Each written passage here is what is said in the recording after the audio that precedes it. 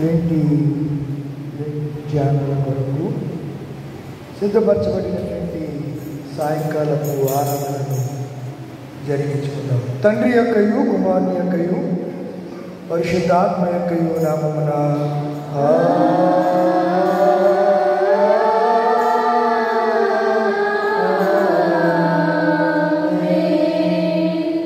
ఓ ప్రభువా నా పెదవులను తెరువుము. ఓ దేవా నన్ను విడిపించుటకు త్వరగా రమ్ము. తండ్రికి కుమారునికి పరిశుద్ధాత్మకును ఇప్పుడు ఎల్లప్పుడు మహిమ కలుగుగాక.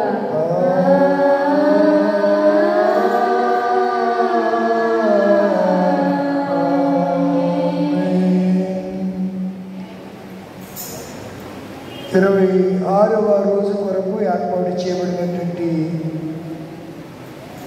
ఉత్తర ప్రత్యుత్తర సంకీర్తనను కూడికి ఏర్పాటు చేసిన కుటుంబకుల్లో చదవగలిగిన వారు ఉంటే వచ్చి చదివించండి. 69 కదా, 69వ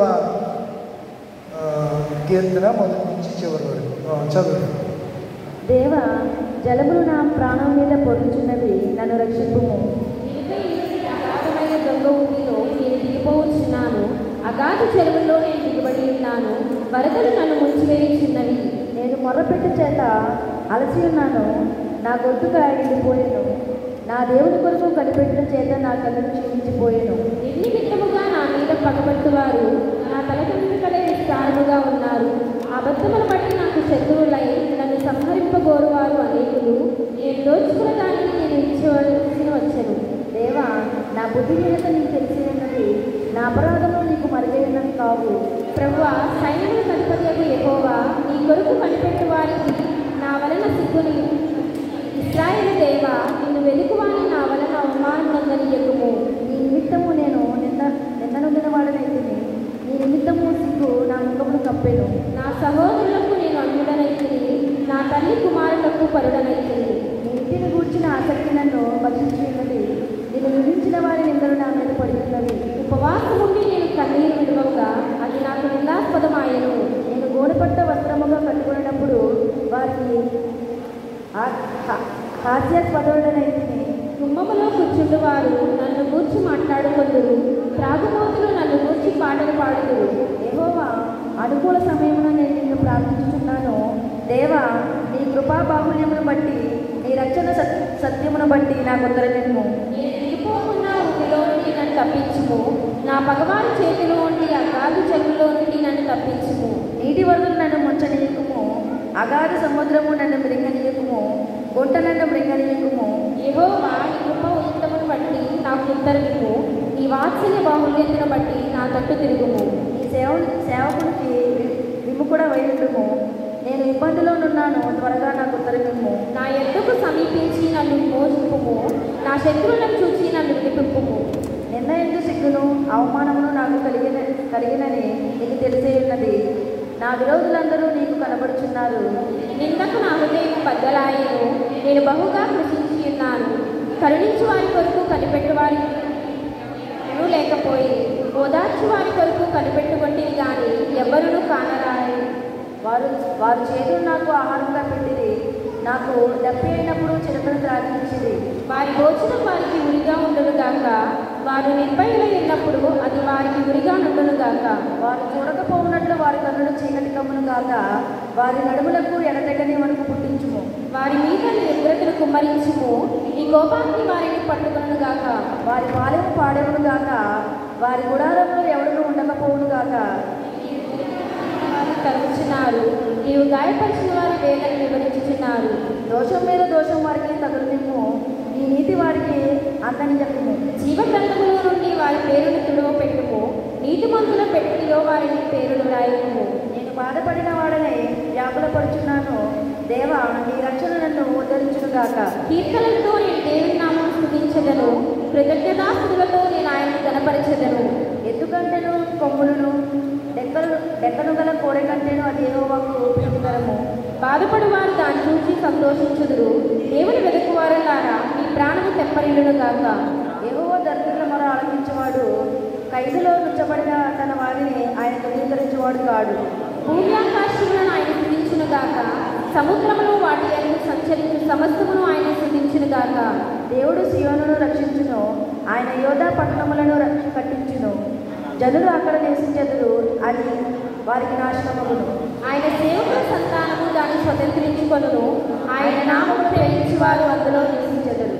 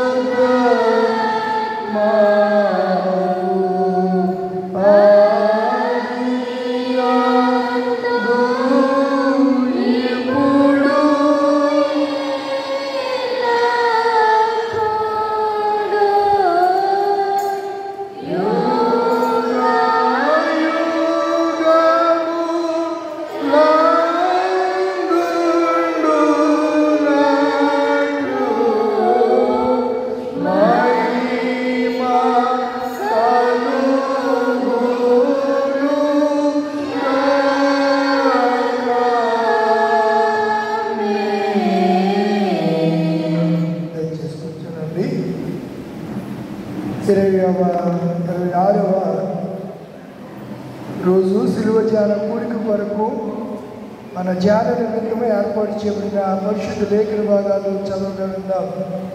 యోబు గ్రంథము 30వ అధ్యాయము 9వ వచనం నుంచి 12వ వచనం వరకు కూడికను ఏర్పాటు చేసుకునే వీటిలో వచ్చి చదివించండి.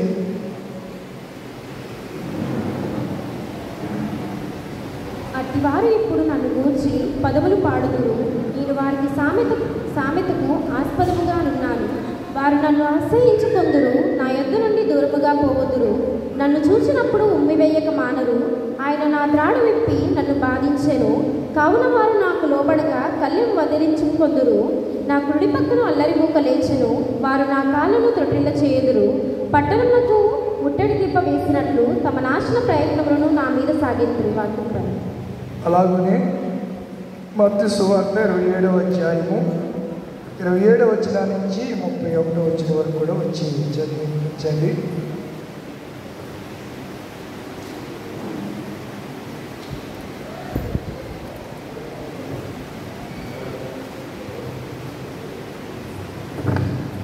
అప్పుడు అధిపతి యొక్క సైనికులు యేసును అధికార మందిరంలోనికి తీసుకొని పోయి ఆయన యొక్క సైనికులందరినీ సమకూర్చింది.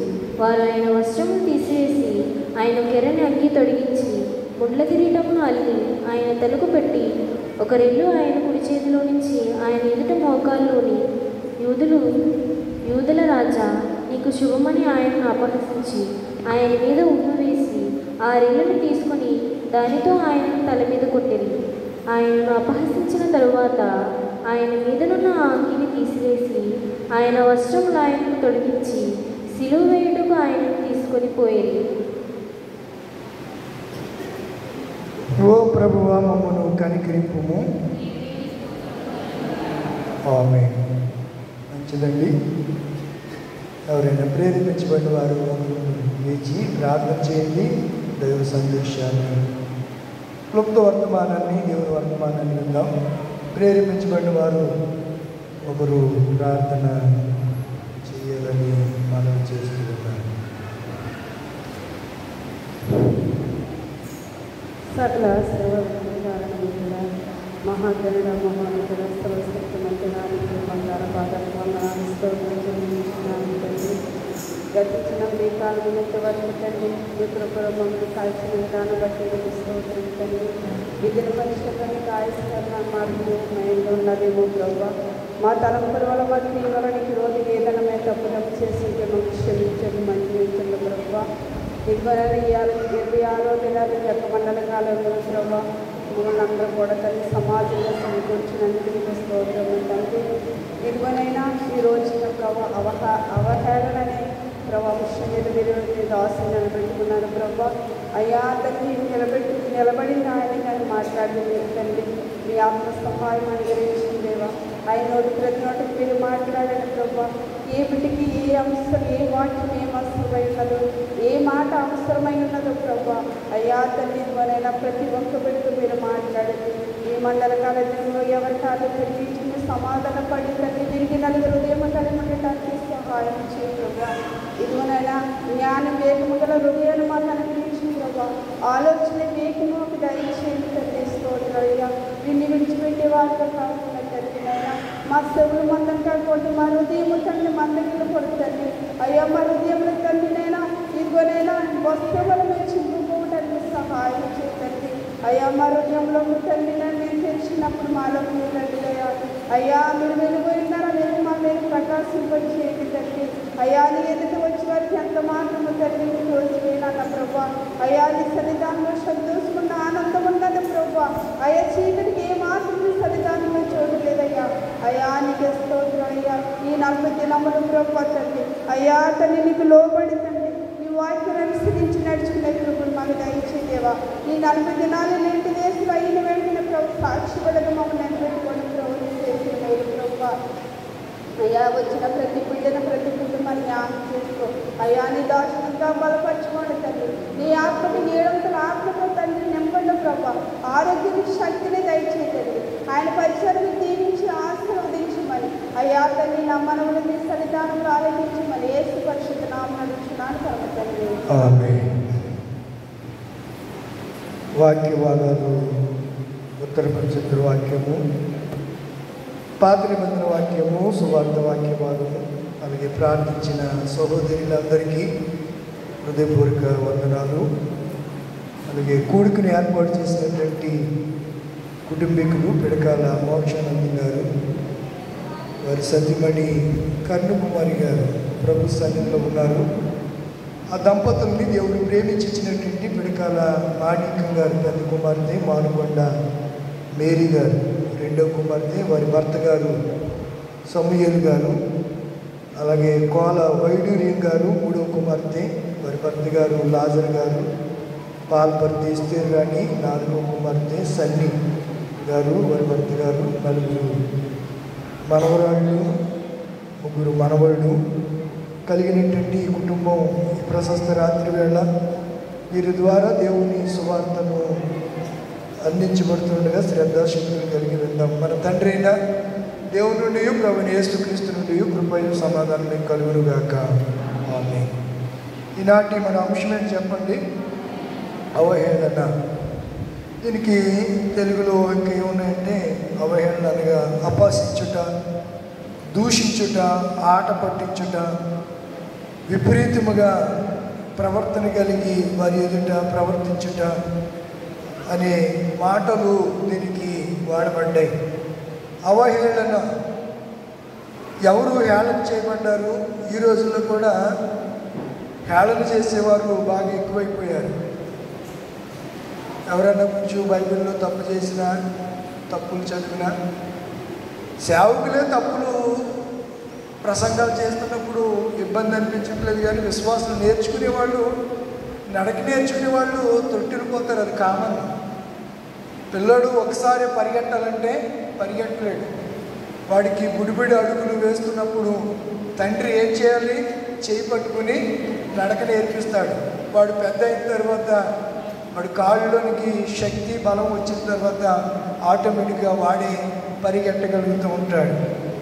కనుక నేటి దినాల్లో ఈ అంశాన్ని మనం ఎంతైనా ఆలోచన చేయవలసినటువంటి అవసరత ఉన్నది అని నేను మీకు జ్ఞాపకం చేస్తున్నాను.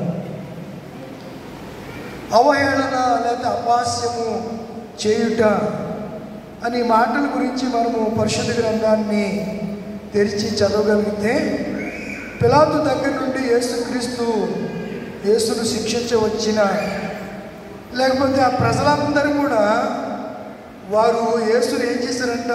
హేళన చేశారంట. మత్తయి సువార్త 27:26 వచనం చదవండి అమ్మా.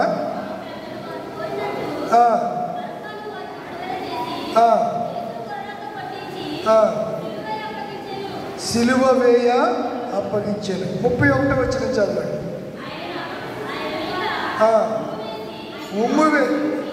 ఆయనను అపహసించి అంగీని తీసివేసి, చాలండి, ఆయనను అపహసించి, హేళన అవహేళన అనే మాట మనకు అక్కడ కనపడదు.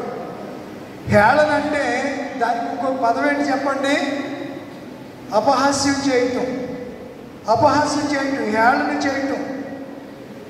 నీవు యూదులు రాజు కదా, యూదులు రాజా నీకు శుభం అని ఏం పెట్టి శుభాలు చెప్తున్నారు?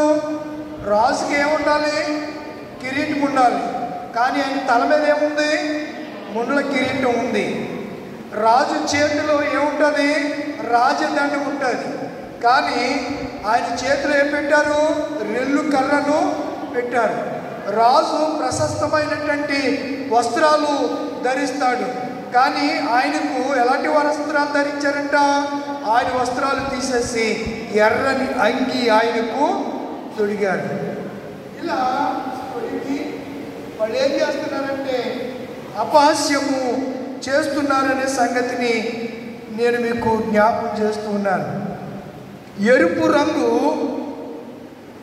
కోపానికి, రెండవది జ్ఞానానికి కూడా ఉదాహరణగా కనపడుతుంది. ఎరుపు కోపానికి, జ్ఞానానికి ఉదాహరణగా మనకు కనపడుతుంది. మార్కు సువార్త 15:17 వచనంలో, 15వ అధ్యాయం 17వ వచనం.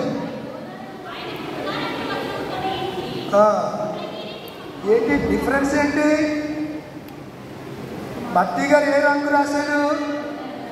పట్టుకోండిరా వాక్యాన్ని. ఎర్రని అంగి అని లేదు, ఎర్రని వస్త్రములు అంగి. తర్వాత ఇక్కడ ఏమంటున్నాడు? ఊదారంగు. ఎరుపుని ఊదారానికి ఏమైనా తేడా ఉందా చెప్పండి? ఊదారంగు అది ఆ కలర్లో ఉంటుంది. అది కదలే కొంచెం, అదే ఊదారంగు కొంచెం గోధుమ కలర్లో కనిపిస్తూ ఉంటుంది. ఎరుపు ఎక్కువ కమ్యూనిస్ట్ పార్టీ వాళ్ళు ఎక్కువ వాడుతూ ఉంటారు. కత్తి సుత్తిల కొడవలు ఉంటుంటుంది. వాళ్ళు ఎప్పుడు కూడా ఒక ట్రైన్ను ఆపాలంటే ఏం జెండా? గ్రీన్ జెండా అంటారా? రెడ్. మీరు ఏదైనా సిగ్నల్ క్రాస్ చేసి వెళ్తున్నప్పుడు రెడ్ సిగ్నల్ పడితే ఏం చేయాలి? ఆగాలి, వెళ్ళాలా? అలాగే యేసు ప్రభు వారికి ఆయనకి నేయబడినటువంటి అంగి ఉండగా ఆ అంగిని తీసివేసి ఆయనకి ఊదారంగు వస్త్రం తొడిగారు, ఎర్రని వస్త్రం కూడా తొడిగారు. రెండు కూడా ఆయనకి తొడగడం అనేది మనం చూస్తూ ఉంటాం. మార్కు గారు ఏమి రాశారు? ఊదారంగని రాశారు. మత్తయి గారు ఏమని రాశారు? ఎర్రని అంగి అని రాశారు. మనం ఆలోచన చేస్తే యోహాను సువార్త 19వ అధ్యాయం 2వ వచనం. యోహాను సువార్త 19, 2వ వచనం. అమ్మా,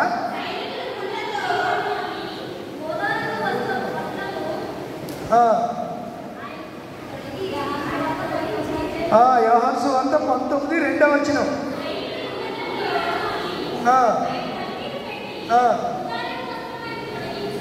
ఏ వస్త్రం తొడిగించారని రాస్తుంది? ఊదారంగు వస్త్రము ఆయనకు తొడిగించి, యూదుల రాజా శుభమని చెప్పి ఎలా కొట్టారంట? ఏ వేసి? ఊదారంగు వస్త్రం వేసి అరిచేతులతో కొట్టారట. హేళన చేశారనే మాట మనకు కనబడుతుంది. అయితే ఊదారంగుని కాసేపు పక్కన పెడదాం. ఎరుపుని గురించి మనం ఆలోచన చేస్తే యోహాను సువార్త 1వ అధ్యాయం, యెషయా గ్రంథము 1వ అధ్యాయం 18వ వచనం చదువుకుందాం. యెషయా గ్రంథము 1వ అధ్యాయం 18వ వచనం. యెహోవా ఈ మాట సెలవిచ్చుచున్నాడు, రండి, మీకు నాకు ఏముంది? గొడవ ఉంది, వివాదం ఉంది. కనుక దాన్ని సాల్వ్ చేసుకుందాం, తీర్చుకుందాం రండి. మీ పాపములు కెంపు వలె ఎర్రని వైనను హిమమంతా తెల్లవని వగును. కెంపు వలె అమ్మా ఎర్రని వైనను అవి గొర్రు బొచ్చు వలె తెల్లని వగును. ఇప్పుడు యేసు ప్రభువారు వాళ్ళకి తెలియకుండానే వాళ్ళు ఏమనుకుంటున్నారంటే ఈ వస్త్రాలు ధరించి ఆయన మేము హేళన చేస్తున్నాం, అపహాస్యం చేస్తున్నాం అని అంటే, ప్రవక్త అయినటువంటి యెషయా ఎప్పుడో ప్రవచించాడు ఆయనకి ఎర్రని వస్త్రాలు తొడుగుతారు అని. యెషయా గ్రంథం 53వ అధ్యాయంలో కూడా ఈ విషయాలన్నింటినీ కూడా చాలా క్రూరంగా అక్కడ ప్రవక్త వ్రాసినటువంటి విధానాన్ని మనం చూస్తూ ఉంటాం. యెషయా గ్రంథంలో ప్రారంభంలో అంటాడు, ఆకాశమా, మొదటి అధ్యాయంలో ఆకాశమా ఆలకించు, భూమి చెవియకు, నేను పిల్లలను కానీ ఎలా చేశాడు, నేను వీళ్ళని చాలా గొప్పవాళ్ళుగా చేశాను, అయితే వీళ్ళు నా మీద తిరుగుబడ్డారని చెప్పి అక్కడ గాడిదను ఎద్దును ఆయన దాని గురించి ప్రస్తావన తీసుకొచ్చాడు. ఎద్దు అంట కామదును ఎరుగును, గాడిద అంటే ఇప్పుడు యేసు ప్రభుని ఎద్దు లేకపోతే ఎద్దు ఎవరిని ఎరుగుతుంది, యజమానుడిని, తన యజమానుడిని ఎరుగుతుంది. కానీ ఇశ్రాయేలు ప్రజలు యేసుక్రీస్తును ఎరగలేదట.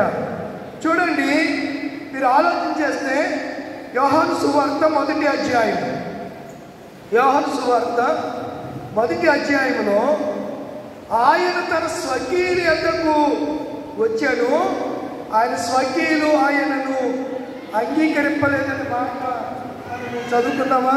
ఎక్కడుందా మాట? ఆయన తన ఎన్నో వచ్చినమ్మా 11వ వచనం.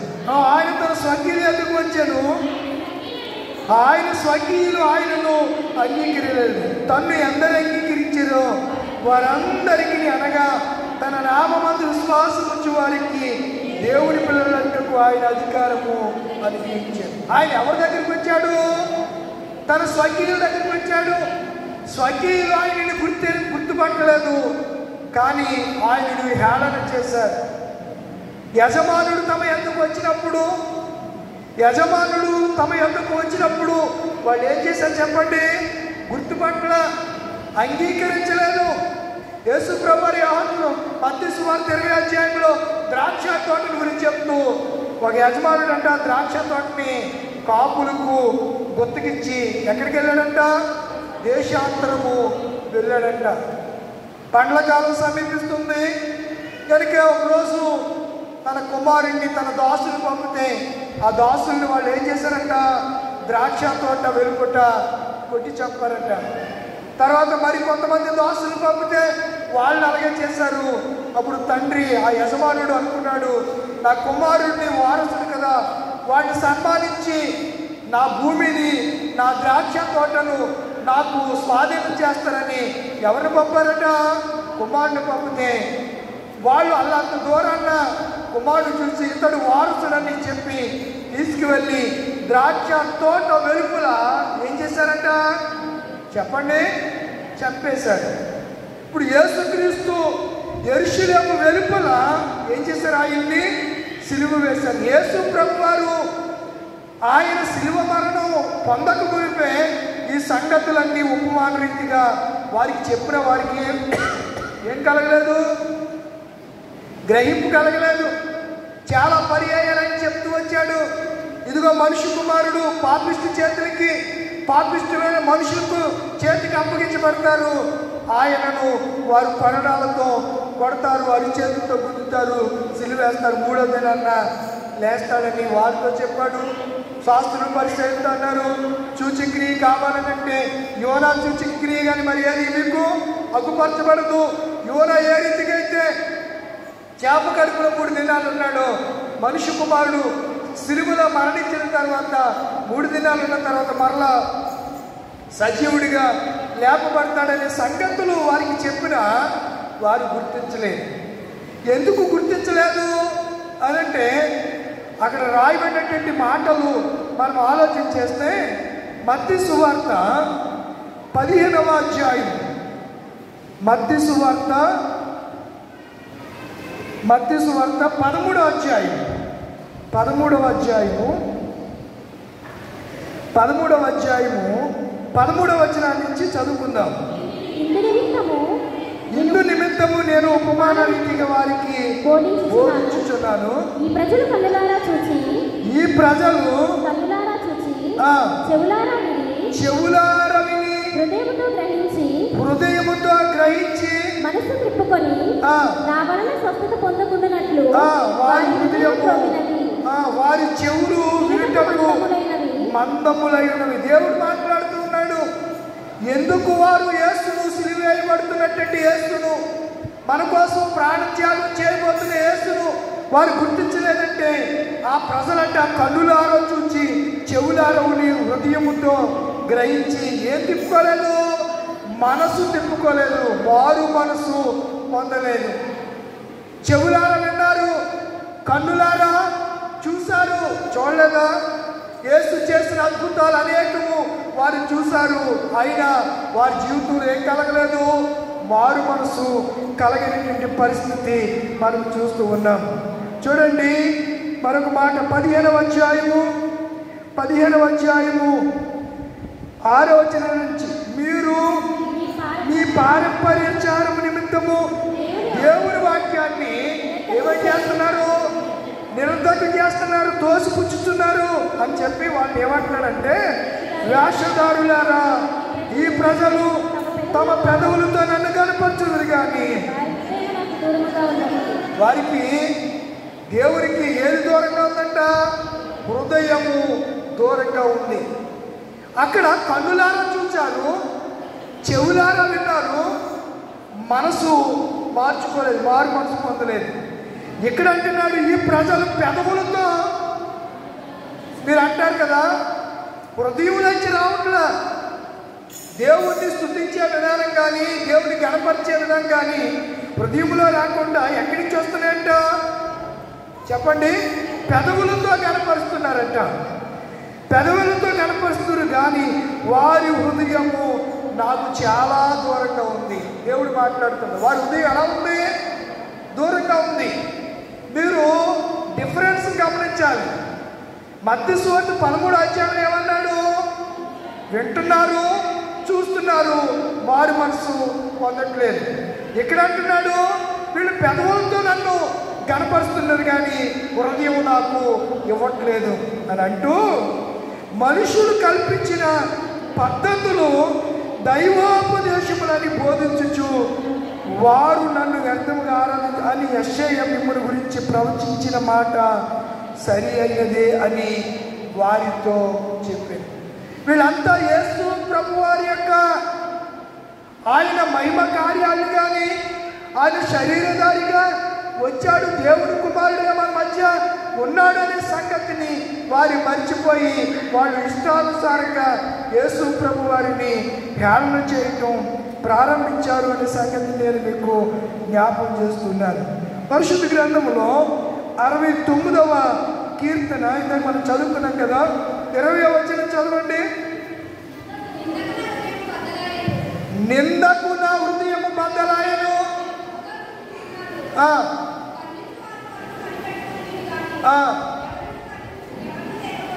ఎవరును నిందకు ప్రభువు గురించి రాయబడినటువంటి ప్రవచనాల్లో నిందకు నా హృదయం ఏమైపోయింది, బద్దలైపోయింది.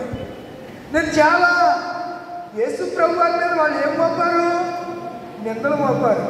నిందే కదా మోపింది, అందులో ఏమన్నా ట్రూత్ ఉందా? ట్రూత్ అంటే సత్యం ఉందా? ఏమీ లేదు. కనుక యేసు ప్రభు వారు ఏంటి, నా ప్రజలు ఇలా నా మీద ఏం చేస్తున్నారు, కొన్నిసార్లు లేనిపోని నిందలు ప్రజల మీద మోపుతూ ఉంటారు, లేనిపోయిన నిందలు వేస్తూ ఉంటారు, బురద చిమ్ముతూ ఉంటారు. ఈ మధ్యలో ఓ సేవకుడు చెప్తూ ఉన్నాడు, ఆ హోసన్న మందిరంలో వాళ్ళందరూ కూడా ఇక్కడ భీమవరం బ్రాంచ్లో పనిచేస్తున్న యేసుదాస్ మాస్టర్ గారిని, ఆ సంఘంలో ఉన్నటువంటి ఓ కుటుంబం యేసుదాస్ పాస్టర్ గారికి పెళ్ళయింది, గురుపూడిలో ఫ్యామిలీ ఉంది, 2 పిల్లలు ఉన్నారని నిందలు వేశారంట. ఫ్యామిలీ ఉంటే పిల్లలు కనపడాలి కదా, నా భార్య కనపడాలి కదా, నేను పెళ్లి చేసుకోవడం ఏంటి అని అన్న కొన్ని రోజులకి ఆ నిందలు వేసిన కుటుంబం ఆ సంఘానికి రావట్లేదంట. సంఘాన్ని నుంచి వేరే చోటకి వాళ్ళు వెళ్ళి భ్రష్టత్వంలోకి వెళ్ళిపోయారంట. ఎందులోకి? అది మనము ఎవరినన్నా ఎవరి మీదైనా ఒక ఆరోపణ చేసినప్పుడు, ఒక నిందేసినప్పుడు ఏం చేయాలి?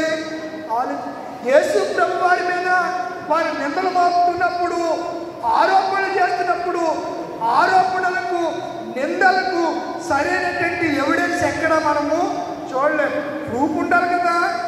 ఏదన్నా మాట్లాడామంటే దానికి ప్రూఫ్ కావాలి.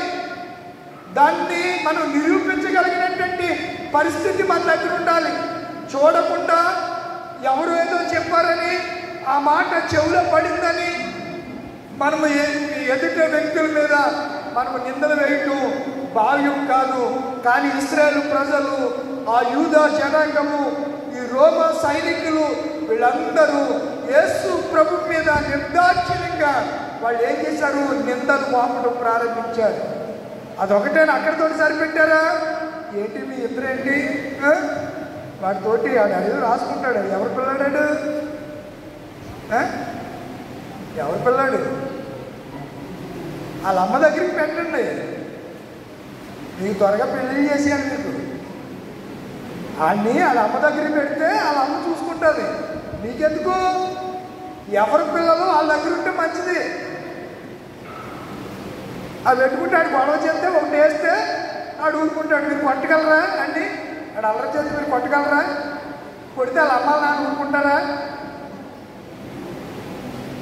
ఏమా, ఎవరి పిల్లలు వాళ్ళ దగ్గర ఉంచుకోండి. వాక్య సందేశం వినేటప్పుడు డిసిప్లిన్గా ఏకాగ్రత కలిగి ఉంటే వాక్య ఆశీర్వాదాలు మనకు వస్తాయి. మన దేవుని సన్నిధిలో అజాగ్రత్తగా అజ్ఞానంగా ఉండడానికి అవకాశం ఇవ్వద్దు. శత్రువైనటువంటి అపవాది పొంచి ఉంటాడు. మనం ఎప్పుడైతే ఇలా ఉంటామో మన వాక్యం నిర్ణయం కూడా చేసేస్తాడు. ఆ పిల్లలతో ఆ ముచ్చలతో సరిపోద్ది. అప్పుడు ఎందుకు వెళ్ళామో ఎందుకు ఇంటికి వెళ్ళామో కూడా తెలియనటువంటి పరిస్థితి. ఎందుకు మందిరానికి వచ్చామో ఒక్క మాట కూడా హృదయంలో లేకుండా అది అంతా కూడా ఏం చేస్తాడు? ఎత్తుకుపోతాడంట. ఏం చేస్తాడు? ఎత్తుకుపోతాడు. త్రావు పక్కన పడినవి, ముళ్ళ పొదల్లో పడినవి, రాతి మీద పడినవి ఏమైపోయాయి? రాతి మీద పడినవి మందు లేకపోతున్నా ఏమైపోయింది? ఎదిగింది కానీ ఎండిపోయింది. ముళ్ళ పొదల్లో పడింది ఏమైంది? ముళ్ళ పొదల్లో పడింది. ముళ్ళు అంచేసే ఎదక్కోకుండా త్రావు పక్కన పడింది. ఆకాశ పక్షులు వచ్చి ఎత్తుకెళ్ళిపోయాయి. సాతానుగాడు మన వాక్యము, దేవుని వర్తమానాన్ని, విలువైన మాటల్ని ఎత్తుకుపోతాడు. వాడి ట్రిక్కులు మనకు అంత అర్థం కాదు. వాడి తంత్రాలు, సాతానుగాడికి ఉన్న పేరేంటంటే తంత్రగొడ్డి. వాడు తంత్రాలు కల్పిస్తాడు, మాయమాటలు చెప్తాడు, ఏదో ట్రాన్స్లో పడేస్తాడు మనల్ని, అంతే. అక్కడి నుంచి మీరు పాటలు పాడితే కూర్చోవాలి. పడ్డానండి ప్రేమలో, మరి ఏం చేయమంటారు మరి అని. కనుక నా ప్రియమైన దేవుని పిల్లలారా, దేవుడు 2025 సంవత్సరంలో చాలా సూటిగా తేటగా మనతో ఆయన మాట్లాడుతూ వస్తూ ఉన్నాడు. కనుక వారు యేసుక్రీస్తుకు ముళ్ళ కిరీటం పెట్టారు, అపహాస్యం చేశారు.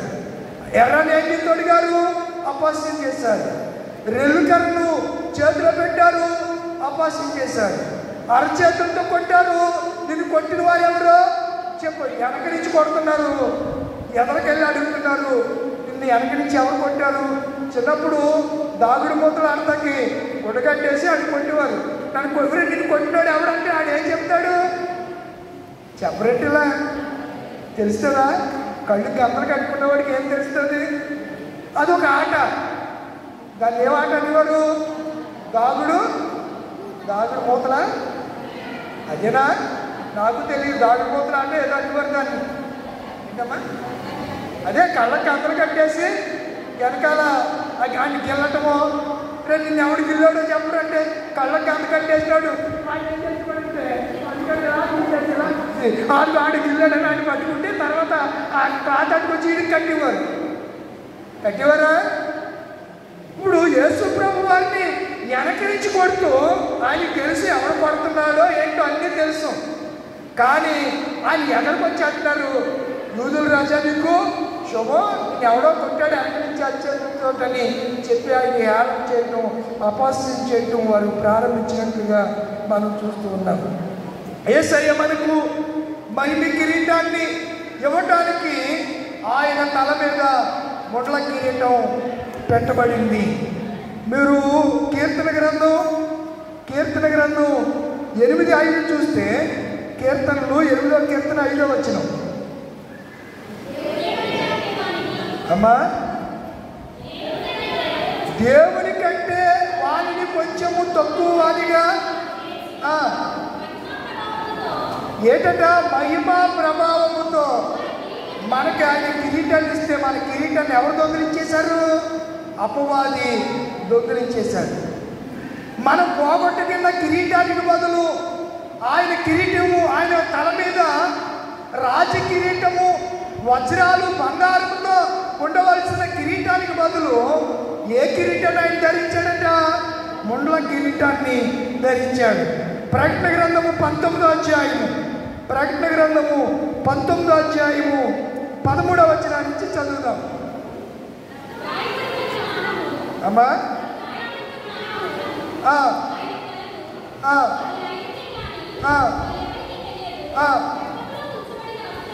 రక్తములో ముంచబడిన వస్త్రము ఆయన ధరించుకొని ఉండెను అను నామము పరలోకమందున్న సేనలు 16 వచనం చదివి డైరెక్ట్గా, రాజులకు రాజును ప్రభువులకు ప్రభువును అను నామము ఆయన వస్త్రము మీదను తొడ మీదను వ్రాయబడింది. ఆయన ఎవరట? రాజులకు రాజు. రాజులకు రాజు మీద తల మీద ఏముండాలి? కిరీటం ఉండాలి. కానీ మనం చదువుకున్న పాఠ్య భాగంలో యేసు తల మీద ఏ కిరీటం ఉంది? ఎందుకుంది కిరీటం అంటే, మన నిమిత్తము మనము కోల్పోయిన మహిమను తిరిగి మనకి ఇవ్వడం వరకు ఆయన మనకు మహిమ కిరీటము, జీవ కిరీటము, అక్షయ కిరీటము, నీతి కిరీటము, జీవ కిరీటాలు ఇవ్వటం వరకు ఆయన తల మీద ఏముంచబడింది? ముండ్ల కిరీటము ఉంచబడింది. కనుక నా ప్రియమైన దేవుని పిల్లరా, మనము ఆలోచించేద్దాం ఈ రాత్రి, ఎందుకు ఈ ముండ్లు అనేవి వచ్చాయి అని మనం ఆలోచన చేస్తే, ఆదాము హవ్వలు ఏం చేశారంట? ఆదికాండము 3:18 చదవండి. ఆదికాండం 3వ అధ్యాయము 18. అది ముండ్లు తప్పులను ఏం మొలిపిస్తుందంట? ముండ్ల తుప్పలను, కచ్చ పొదలను. అంటే ఇప్పుడు యేసు ప్రభు వారికి ముండ్ల కిరీటం పెట్టబడుతుంది అని అంటే కారణం ఏంటనగా, ఆదాము ఏం చేశాడు? అవిధేయుడయ్యాడు, మహిమ కిరీటము పోగొట్టుకున్నాడు. ఒక పాట ఉంది, ఆదాముకు ఆ దేవుడు మహిమ కిరీటం ఇచ్చి దీవించెను, ఆశపరుడై దైవాజ్ఞ మీరను, ఆశపరుడై దైవాజ్ఞ మీరను. మీకు ఎవరికి రాదా? ఇది వరకు మా నాయనమ్మోళ్ళు వాళ్ళు వాడి పెద్దతారు, ఆ లూదేమ్మ గారికి వాళ్ళకి రావాలి, వాళ్ళకి రాదేమో. అమ్మా మర్చిపోయారా? అలాగే ఉంటుంది. ఓల్డ్ ఈజ్ గోల్డ్ అంట, ఓల్డ్ ఈజ్ గోల్డ్.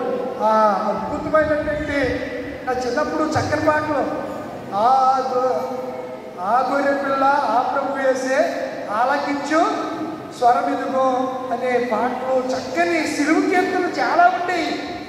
ఆ పుస్తకం నా దగ్గర ఉండేది, ఎవరికి ఇచ్చానో లేదో ఏమైపోయిందో, చాలా కాలం నుంచి ట్రై చేస్తున్నాను ఆ పుస్తకం ఎవరికి ఇచ్చానో ఒకసారి రిమెంబర్ చేసుకుంటున్నాను, జ్ఞాపకం చేసుకుంటే అడిగి తెచ్చుకోవచ్చు. అందులో పాత కీర్తనలు, సిలువ కీర్తనలు, చాలా అద్భుతమైనటువంటి కీర్తనలు అందులో వచ్చి. ఎందుకు ఈ సందర్భాలు తీసుకొచ్చానంటే, ఆదాము దేని పోగొట్టుకున్నాడు? మహిమ కిరీటాన్ని పోగొట్టుకున్న కారణం చేత భూమి ఏం బలిపించిందంట?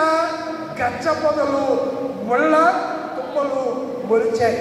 ఇప్పుడు ముళ్ళు భూమి మీద మొలిసినటువంటి ఈ ముళ్ళను వాళ్ళు ఏం చేశారు? అల్లి కిరీటముగా చేసి యేసయ్య శిరం మీద పెట్టారని.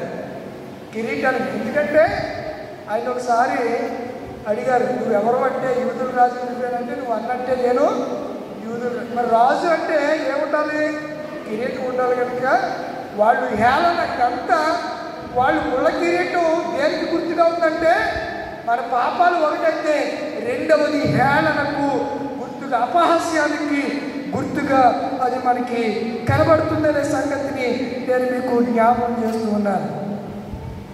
ప్రభునందున ప్రియమైనటువంటి దేవుని పిల్లలారా, దైవ జనాంగమా, మనం ఆలోచించేద్దాం. చూడండి, కీర్తన గ్రంథము 40:15 వచనంలో త్వరగా చదవాలి. కీర్తన 40:15. తననంట చూచి ఆహా ఆహా అని పలుకువారు విస్మయము. దాన్ని చూసి ఆహా ఆహా అని కొంతమంది ఎవరనగా ఏదైనా ఇబ్బంది కలిగింది అనుకోండి, భలే నేను అంటానే ఉన్నాను, నేను చెప్తే అలా జరుగుతుందని నాకు ముందే తెలుసు. ఎప్పుడు తెలిసిందంట? ముందే తెలుసు. అంటే ఒక మనిషి ఆపదలో చిక్కుకున్నప్పుడు, శ్రమలో ఉన్నప్పుడు విడిపించి ఆదరించి హక్కుని చేర్చుకోవడానికి బదులు కొంతమంది ఏం చేస్తారు చెప్పండి? హేళన చేస్తారట. మరొక మాట ఉంది, 70వ కీర్తన 3వ వచనం. 70వ కీర్తన 3వ వచనం చూడండి. అమ్మా మంది చదివితే ఎలాగరా? ఏం నాకు కన్ఫ్యూజన్. తమకు కలిగిన అవమానమును చూచి విస్మయమొందుదురుగాక. ఆహా ఆహాని పలికేవారు తమకు కలిగినటువంటి అవమానాన్ని చూసి విస్మయం పొందుతారు అని అంటే, మరొక మాట వ్రాయబడింది సామెతల గ్రంథంలో. సామెతల గ్రంథము 1వ అధ్యాయం 22వ వచనములో ఎట్లనగా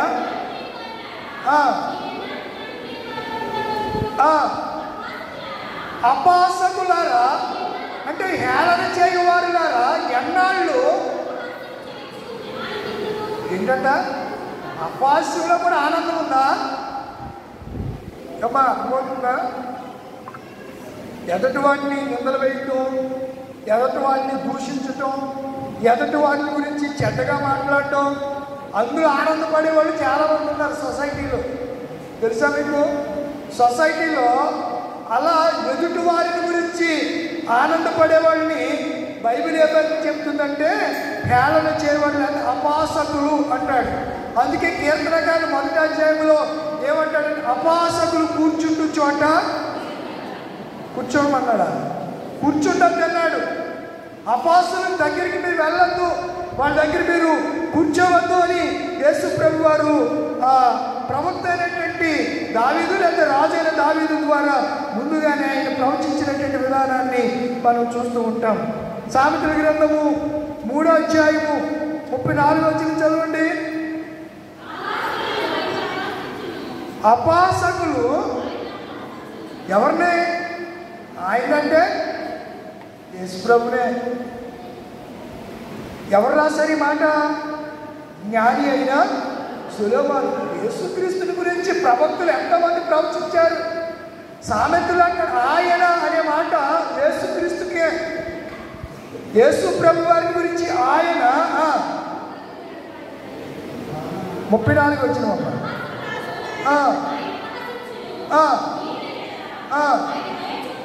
దీనుల ఎడల ఆయన ఏం చెప్తాడు? అపాసకులను.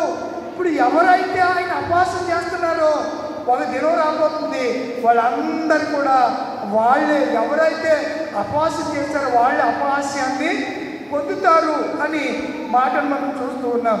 13 మొదటి వచనం కూడా చదవండి. సామెతలు 13 అధ్యాయము.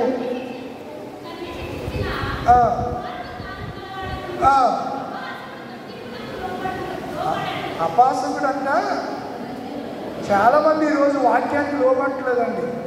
వాళ్ళు ఏమన్నారు? మనం అపాసకులు అన్నారు. నేను అంటలేదు, బైబిల్ అంటుంది. లోబడినోళ్ళని తండ్రి మాటకు. ఇప్పుడు వాక్యము ఎవరిది? దేవుడిది, తండ్రిది. తండ్రి మాటలే మనం వింటున్నాం. తండ్రి మాటకు లోబడినోడిని ఏమంటారంట? అపాసకుడు అంటారంట. మీరు ఆలోచించుకోండి. వాళ్ళు ఏదనుకుంటున్నారు? యేసుని మేము హేళన చేస్తున్నాం, అవమానపరుస్తున్నాం, అవహేళన చేస్తున్నాం, తగ్గించి మాట్లాడుతున్నాం అని వాళ్ళు అనుకుంటున్నారు. ఎప్పుడో క్రీస్తుకు పూర్వము 1000 సంవత్సరాల కాలంలోనే సొలొమోను ద్వారా దేవుడు మాట్లాడుతూ రాయించినట్టు మాటలు మనం చదివితే, అపాసకుడంట గద్దింపునకు లోబడడు. సామెతల గ్రంథం 14:6 కూడా చదవండి. అపాసకుడు అంటే దేన్ని ఎదగడం అంటే వాక్యం వినడానికి అర్థం. అక్కడ జ్ఞానం అంటే వాక్యం. అపాసకుడికి ఏం అవసరం లేదు? వాక్యం అవసరంలా. వస్తాడు, పక్కడితో బాధగాని కొడతాడు. వస్తాడు, ఏదో ఇంటికాడు సోదో లేకపోతే ఏదో గొడవ అంతా, ఆ సోదా అంతా దేవాలయంలో మాట్లాడుకునే ప్రబుద్ధులు కూడా, ప్రముఖులు చాలామంది సంఘాల్లో మనకి తారసపడతారు. మీరు అలాంటి వాళ్ళని గమనించాలి అని నేను మనవి చేస్తున్నాను. ఏమంటున్నాడు? అపాసకుడి కంట జ్ఞానాన్ని వెదకడు. జ్ఞానం అవసరంలా అంటే యేసుక్రీస్తు అవసరంలా. ఎవరికి? అపాసకుడికి. సామెతలు 19:29లో, సామెతలు 19:29 అమ్మా, అపాసకులకు తీర్పులను బుద్ధిహీనులు ఈపులకు. బుద్ధిమంతుడు అంటే వాక్యాన్ని, బుద్ధిహీనుడు అంటే ఎలా చెప్తారు? బుద్ధిహీనుడు వాక్యం అంటానంటే యేసుప్రభువే చెప్పారు. ఒకడంట బండ మీద కట్టినోడు దేని మీద కట్టాడంట? దేవుడి మాట విని కట్టాడు. ఇసుక మీద కట్టినోడు ఆ ఉపమానం చెప్తూ బండ మీద కట్టినోడిని బుద్ధిమంతుడని, ఇసుక మీద కట్టినోడిని ఏమన్నాడు? బుద్ధిహీనుడని చెప్పాడే యేసయ్య. ఉపమానం చెప్పారా? మత్తయి 7వ అధ్యాయంలో ఆయన ఆ ఉపమానం చెప్పారు. కనుక మనం ఇక్కడ ఆలోచన చేస్తే బుద్ధిహీనునికి తీర్పులను, దెబ్బలను ఏమి ఇవ్వబడ్డాయి? బుద్ధిహీనుడికి ఏమి ఇవ్వబడ్డాయి? దెబ్బలు. కొన్నిసార్లు కొంతమందికి దేవుడు ఎంతగా గద్దిస్తున్నా గద్దింపుకి అలాంటి వాడు ఏముంటుంది? ఎన్నిసార్లు గద్దించినా గద్దింపుకు లోబడిన వాడు మరి తిరిగి లేకుండా కూర్చేయండి, హఠాత్తుగా నాశనమగును. సామెతల్లోనే ఉంటారు. ఎన్నిసార్లు గద్దించినా గద్దింపునకు లోబడిన వాడు మరి తిరుగు లేకుండా హఠాత్తుగా ఏమైపోతాడు? నాశనమగునట. 22 సామెతల గ్రంథం 22:10 వచనం.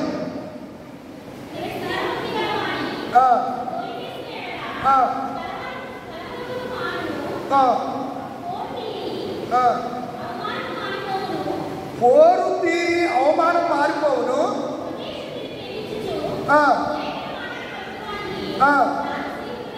రాజు ఏమవుతాడండి? స్నేహితుడు అవుతాడు. ఇక్కడ కూడా మనం ఆలోచించే అపహాస్యకులు లేకపోతే హేళన చేయవారి గురించి మాటలన్నీ వ్రాయబడ్డాయనే విషయాన్ని జ్ఞాపకం చేస్తున్నాను. సామెతల గ్రంథం 30:17 చదవండి. 30:17 తండ్రిని అపహసించి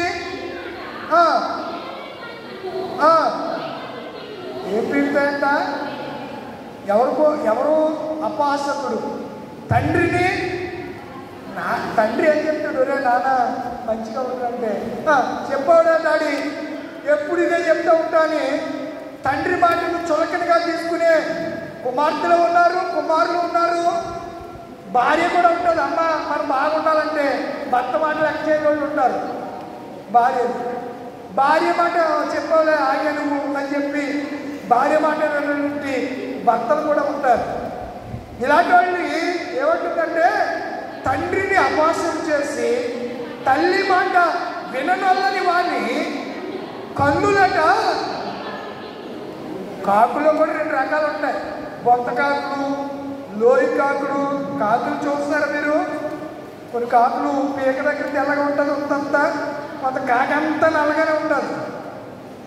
ఓ అమ్మాయి కొంత మధ్యలో ఏడుస్తుందన్నమాట. ఏడుస్తూ రే కాకినాడు కూడా నన్ను ఇలా కొట్టేసి అంటారు, కాకి లేకుండా మరి కాకి కూడా అని చెప్పి తిడతానే ఏడుస్తుంది. ఎవరినే? అలా ఆయన్ని ఎందుకండి రే కాకి కూడా అంటుంది. బస్కూల్లో అది పేరు కృపావరం, అయితే కాకిగాడు అనేవారు. ఏమనేవారు? కాకిగాడు అనేవారు. మేము చదువుకున్నప్పుడు డిఎన్ఆర్ కాలేజీలో వాళ్ళ అమ్మ వార్డెన్ కింద చేసేది. వాడు ఎప్పుడు వాళ్ళని తిరుగుగా కొడతా ఉండేవాడు. వాడిని ఏమనేవారంటే ఆ నిక్నేమ్ కేపీ అనేవారు. ఆ పేరు కృపవరం. అయితే అందరూ ఏమన్నారంటే కాకిగాడు అనేవారు. ఏమనేవారు? బల్స్కూల్లో 2వ వీధిలో 3వ వీధిలో వాళ్ళ ఇల్లు కూడా అలాగే ఉంది. ఆ పిల్లలు ఉన్నారు, వాళ్ళందరూ బాగా ఉన్నతంగా చదువుకున్నారులే.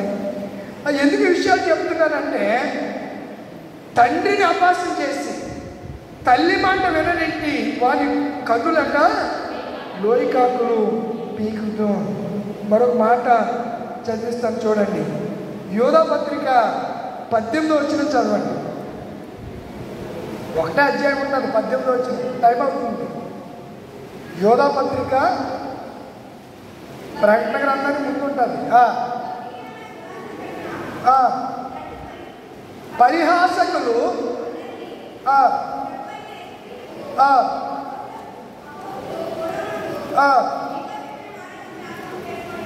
వీళ్ళందరి గురించి అపహాసకులు వస్తారు, పరిహాసం చేసేవాళ్ళు ఉంటారు, హేళన చేసేవాళ్ళు ఉంటారని పూర్వమందు ఎవరు చెప్పారట? భక్తులు చెప్పారు, అపోస్తులు చెప్పారు. ఈ మాటలు మీరు జ్ఞాపకం చేసుకోండి అని అంటున్నాడు యోధా పత్రిక ద్వారా. కనుక ఈ దిన పాఠాన్ని మనం ఆలోచన చేస్తే అపహాస్యం, హేళన, యేసు ప్రభు వారు మనందరి కొరకు ఆయనని హేళన చేయబడ్డాడు. ఎవరి కొరకంటే మన కొరకే. ఎవరి కొరకు ఆయన అపహాస్యం పొందాడు? మన కొరకే. ఎవరి కొరకు ఆయన ముళ్ళ కిరీటం ధరించాడు? మన కొరకే. ఎవరి కొరకు ఆయన ముఖం మీద ఉమ్మి వేయించుకున్నాడు? మన కొరకే. ఎవరి కొరకు ఆయన తన గడ్డాన్ని వారితో పీకించుకున్నాడంటే ఇవన్నీ ఎవరి కొరకు చేశాడు? పాపినైనా నా కొరకే యేసు శిలువ త్యాగాన్ని చేశాడు. కనుక వాళ్ళందరూ కూడా ఎర్రనెంగి తొడిగారు, యూదుల రాజు షోమన్నారు, అరచేతులతో కొట్టారు. రకరకాలుగా వాళ్ళు ఎన్ని విధాలుగా అపహాస్యం చేయాలో అన్ని రీతిలుగా హేళన చేశారు, అపహాస్యం చేశారు, దూషించారు, ఆట పట్టించారు. ఈ విధంగా చెప్పాలంటే ఆట పట్టించారు. ఇది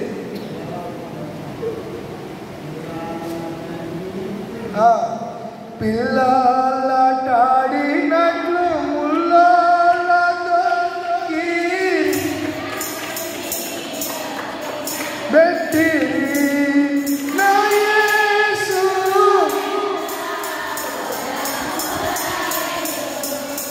ఎలా ఎగతాళి గావించి నా యేసు ఎంతో గారు బాగా జ్ఞాపకం చేశారు. నాకు ఆ శబ్దం గుర్తు రాలేదు. పిల్లలాడినట్లు ఏం చేశారంట? ఆటలాడుకున్నారు. ఆయనతోటి ఆట పట్టించారు. ఆయన్ని కిరీటం మళ్ళీ ఎగతాళి చేస్తూ ఇష్టానుసారంగా వారు ఎలా చేయాలో అన్ని చేసిన ఆయన మౌని అయి భరించాడా లేదా? ఎవరి కొరకు? మన కొరకే. కనుక ఈ ప్రశస్త రాత్రి వేళ మనం ఆలోచన చేయగలిగితే యేసు ప్రభు వారు మన నిమిత్తమే ఆయన హేళనను అనుభవించాడు. హేళన గావించబడ్డాడు, ఆట పట్టించబడ్డాడు. ఇన్ని జరిగిన ఆయన మన పట్ల కనపరిచినటువంటి ప్రేమ అద్భుతమైంది కదా, దాన్ని మనము ఊహించలేము కదా. అద్భుతమైనటువంటి ప్రేమను ఆయన మనకు కనపరిచాడు మాదిరిగా. ఆ మాదిరిని మనం ఏం చేద్దామంటే కొనసాగిస్తూ ఎవరైనా నిందలు వేసినప్పుడు, ఇబ్బంది పెట్టినప్పుడు సహించుకుందాం, దేవుని ఆశీర్వాదాలు పొందుదాం. యేసురాజు వచ్చును ఇంకా కొంతకాలమే, మోక్షమందు చేరెదము. యేసురాజు వచ్చును ఇంకా కొంతకాలమే, మోక్షమందు చేరెదము. నిబంధన జనులో నిరీక్షణ గనుడను యేసుని సిలువ రక్తపు సంబంధులం మేము నిబంధన జనులో. అబ్రహాము నీతికి వారసులము, ఐగుప్తు దాటిన అనేకులము. మోషే బడిలో బాలురము, మోషే బడిలో బాలురము. యేసయ్య బడిలో కృతజ్ఞులం, ప్రియపుత్రులం మేము నిబంధన జనులము, మేము నిబంధన జనులము. యేసురాజు వచ్చును ఇంకా కొంతకాలమే, మోక్షమందు చేరెదము. యేసురాజు వచ్చును ఇంకా కొంతకాలమే, మోక్షమందు చేరెదము. యేసురాజు రాబోతున్నాడు, నిబంధన చేస్తాడు మనతో, రక్తముతో నిబంధన చేశాడు. రక్తము చేత మనల్ని విమోచించాడు, కొన్నాడు, కరుణించాడు, కనికరించాడు. సిలువ రక్తము చేత మనల్ని పరిశుద్ధులు చేశాడు. పాపులమైనటువంటి మన కొరకు సిలువలో ప్రాణం త్యాగం చేశాడు యేసయ్య.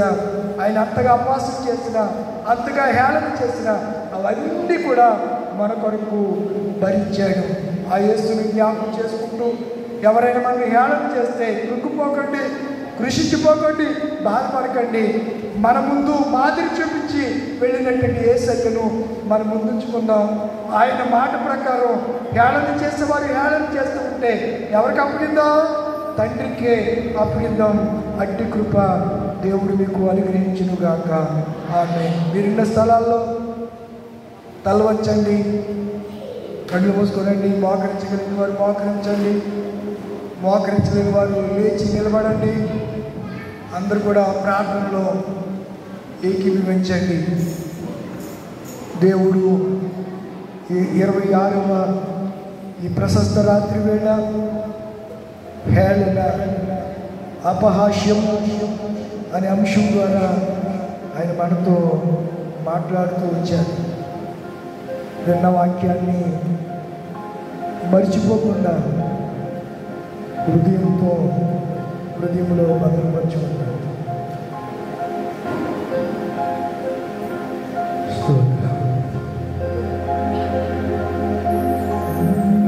బ్రతుకు దినములు లెక్కింపనేర్పుము దేవాని గడియ యాపు చూపుము. ఇంకొంతకాలము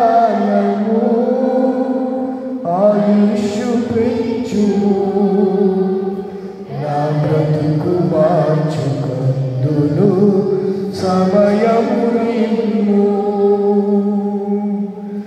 నా బ్రతుకు దినములు లెక్కింపనేర్పుము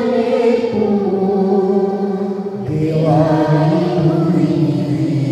గడియ నాకు చూపుము. ఎన్నో సమయ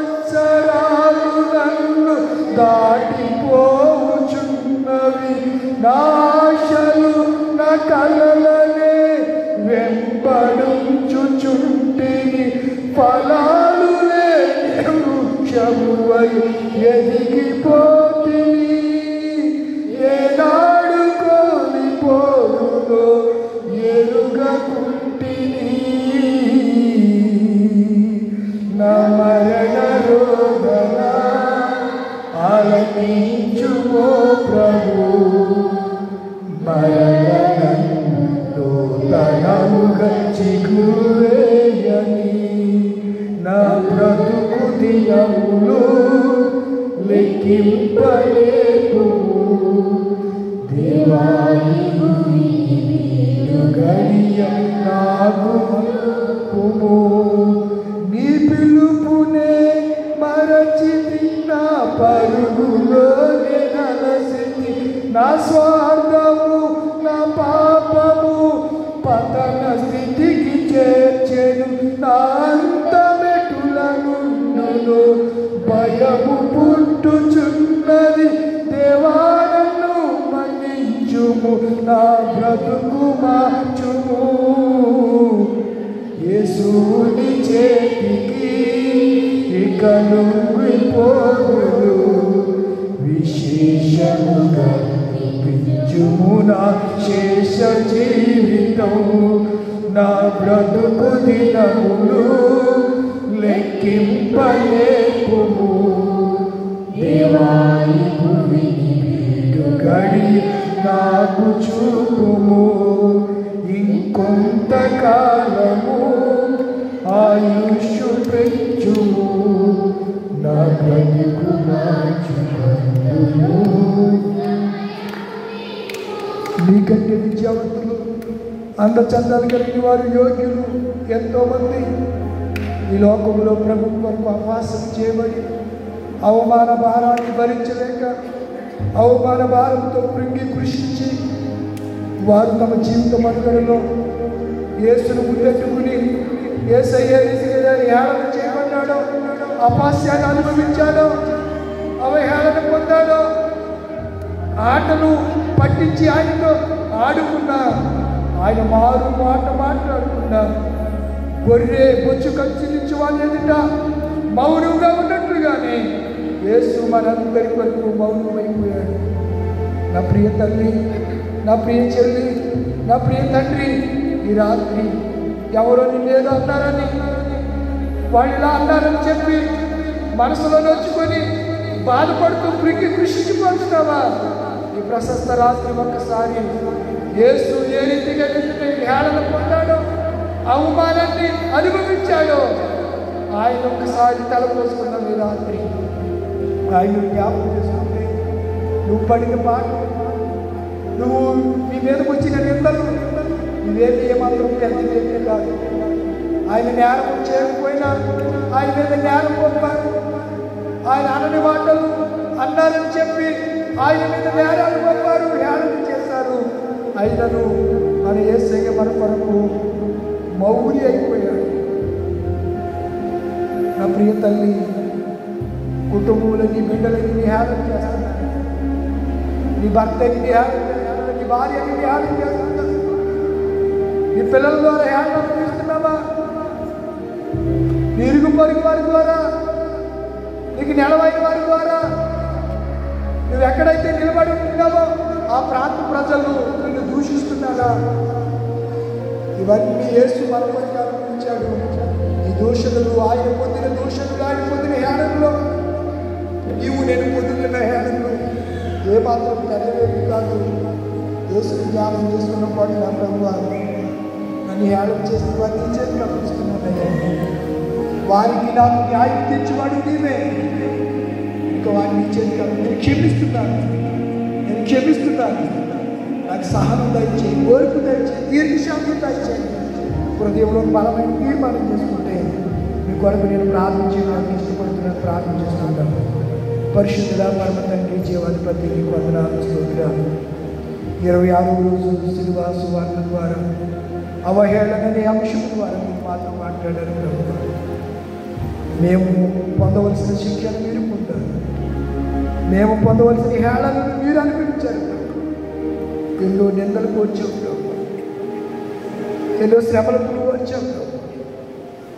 నక్కలకు బొరియలు, ఆకాశ పక్షులకు గూళ్ళు ఉన్నాయి, కానీ నువ్వు తలవాల్చుకోవడానికి కూడా స్థలం లేదని చెప్పి వాగ్మయం ఉన్నాయి. తండ్రి నీకు వందనాలు స్తుతిస్తున్నాను. ఇంతగా ప్రేమించిన వారు ఎవరు లేరు ప్రభు. నీవే మమ్మల్ని ప్రేమించావు ప్రభు. మా కన్న తండ్రి నీకు వందనాలు స్తోత్రం. ప్రశస్త రాత్రి వేళ కూడికి ఏర్పాటు చేసుకున్న పిడకాల మోక్షానందంగా కన్ను కుమారి గారిని బట్టి నీకు వందనాలు. ఆ దంపతులు ప్రేమించినటువంటి ప్రథమ కుమార్తె పిడకాల మాణిక్యమ్మ గారిని బట్టి వందనాలు. మానుకొండ మేరీ గారు తన భర్త గారిని బట్టి వందనాలు. కోల వైద్యుని గారు తన భర్త గారిని బట్టి వందనాలు. పాలపర్తి ఎస్టర్ రాజు గారు మరి భర్త గారిని బట్టి నలుగురు మనవరాళ్ళు, ముగ్గురు మనవళ్ళని బట్టి కుటుంబాన్ని బట్టి నీకు వందనాలు. ఇంతవరకు విన్న వర్తమానాన్ని హృదయంలో బిడ్డల హృదయాలు బలింప చేయండి. 30 దంతలుగా 60 దంతలుగా 100 దంతలుగా ఆశ్రయించండి ప్రభువా. రాబోయే దినాల్లో మమ్మల్ని ఎవరు హేళన చేసినా, ఎవరు మమ్మల్ని దూషించినా, ఎవరు మా మీద నిందలు వేసినా పరనిందకు మేము భయపడకుండా, నిందలకు తల్లడిల్లిపోకుండా, త్రుట్టిల్లిపోకుండా, విశ్వాసంలో తొలగిపోకుండా దేవా స్థిరమైన కదిలిన వారిగా, స్థిరమైన వారిగా ప్రభువా ఇవన్నీ సహిస్తూ మీరు ఇచ్చే రాజ్యం కొరకు ఎదురు చూసే భాగ్యం మాకు దయచేయండి. మా బ్రతుకు దినాలు లెక్కించడానికి మాకు నేర్పండి ప్రభువా. గతించిపోయిన కాలం రాదు ప్రభువా. రానున్న దినాలు ఎలా ఉంటాయో మాకు తెలియదు. మా బ్రతుకు దినాలు లెక్కించే నేర్పును, ఓర్పును మాకు మీరు అనుగ్రహించవలసిన జ్ఞాపకం చేస్తున్నారు. ఇంతవరకు ఎంతో శ్రద్ధాశక్తులు కలిగి ఓపికతో వాక్యం ఉన్న ఒక్కొక్కరి బిడ్డను, కుమారుని, కుమార్తెను మీరు దర్శించి మీరు ఆశ్రమించండి. కూడిక ద్వారా వచ్చి దేవుడు దయచేయండి. కుటుంబాన్ని కూడికని ఏర్పడి కుటుంబాన్ని మీరు ఆశ్రమించండి. మేలులను, అద్భుత కార్యాలు, ఆశ్చర్య కార్యాలు జరిగించి మహిమ పొందమని ప్రార్థన నీరుగట్టి ఫలింపు చేయమని యేసు పరిశుద్ధ నామమున వేడుకుంటున్నాను పరమ తండ్రి. ఆమేన్. పరలోకమున మా తండ్రి నామం పరిశుద్ధపరచబడుగాక, నీ రాజ్యం వచ్చునుగాక, నీ చిత్తం పరలోకమందు నెరవేరినట్లు భూమి మీద మాకు నెరవేరుగాక. మన నిర్మూలన దయచేయము. అలా చేసిన క్షమించిన ప్రకారం క్షమించు. వంశానికి గమనించు. రాజ్యము, శక్తి, మహిమ నిరంతరం. ఆమేన్. మన తండ్రిని దేవుని ప్రేమ, కుమారుడైన యేసుక్రీస్తు పరిశుద్ధాత్మ కన్యక సహవాసం ఇప్పుడు ఎల్లప్పుడు కూడికి ఏర్పాటు చేసిన కుటుంబానికి కూడి వచ్చి మీ అందరికీ సదాకాలం తోడైందని గాక. ఆమేన్. సిలువా రక్తధారలు ప్రవహించు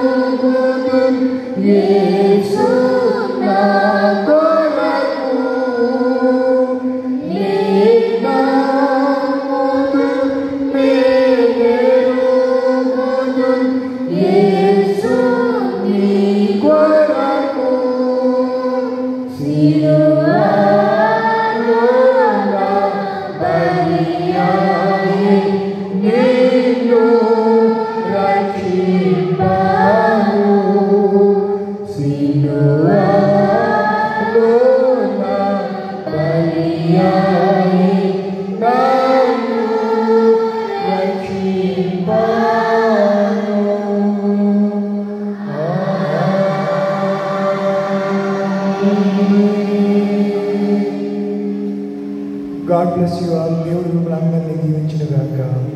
ఆమేన్. సంఘంతో రండి, సంఘ పలహారాన్ని వచ్చింది కానీ పరిశుద్ధుగా పరమ తండ్రి ఆత్మ సంబంధమైన ఆహారంతో పాటు శరీర సంబంధమైన ఆహారాన్ని కూడికి ఏర్పాటు చేసుకున్న పిడకాల మోక్షాన్ని గారి కుటుంబం సిద్ధపరిచిన కుటుంబాన్ని జ్ఞాపకం చేసుకుని ఆశ్రయించండి. పంచుచున్న బిడ్డలు సంఘటన రస్తాలు బలపరచండి. తినుచున్న బిడ్డలందరికీ శారీరకమైన బలమును అనుగ్రహించమని యేసునామమున అడుగుచున్నాను పరమ తండ్రి. ఆమేన్. వచ్చే